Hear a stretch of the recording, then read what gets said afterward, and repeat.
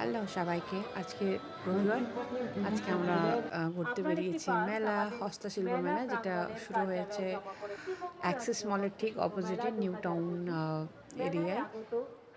যে মাঠটায় last time Durga Puja হয়েছিল বড়সড় করে, ঠিক ওই জায়গাটায় হয়েছে।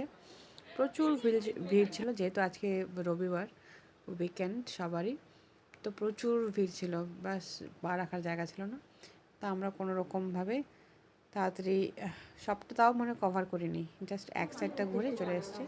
ওখানে সবাই লাইভ নিজেদের কাজ করছিল, যে যার যেটা করার। আপনারা যেতে পারেন।